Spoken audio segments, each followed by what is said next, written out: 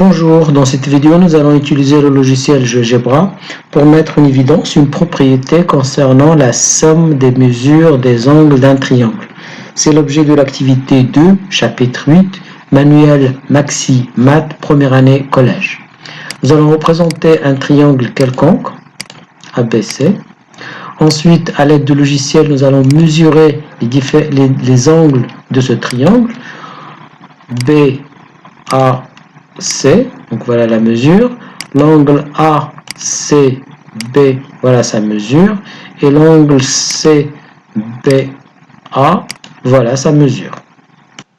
Nous allons maintenant, à l'aide du logiciel, afficher la somme des mesures de ces angles quand on fait varier l'un des sommets. Pour cela, on vient ici, on clique là, et on clique on choisit tableur. Alors, vous voyez le tableur, il s'affiche ici. Dans ce tableur, on va mettre ici mesure de l'angle BAC, c'est BAC, entre guillemets. Là, on va mettre mesure de l'angle ACB. Et là, on va mettre mesure de l'angle ABC.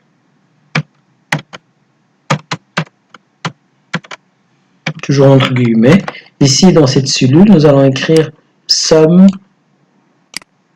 On va mettre la somme des mesures, toujours entre guillemets, somme des mesures de ces angles.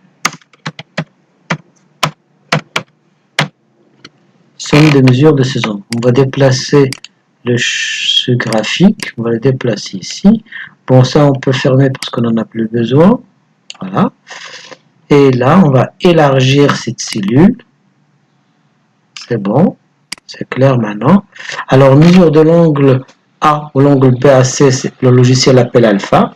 Donc là, on va mettre alpha. Et pour trouver alpha, vous voyez tout à fait à gauche, en bas de votre écran, il y a un petit clavier virtuel. On clique dessus. Voilà le petit clavier. Pour avoir alpha, on vient ici, alpha, bêta. Le alpha, il est là. On appuie sur Entrée. Vous voyez qu'il affiche exactement la même valeur. Alors ici, il s'agit de l'angle C. Donc là, le logiciel appelle bêta. On va donc cliquer sur bêta. Vous voyez. Puis Entrée. Là, c'est l'angle B. Le logiciel appelle cette mesure gamma. Gamma, elle est là. Voilà. Ensuite, Entrée. Ici, nous allons écrire la somme de ces nombres, à savoir alpha plus bêta plus gamma. Ensuite, on appuie sur Entrée et il nous donne la somme 180. Si vous faites la somme de ces mesures, vous allez trouver 180.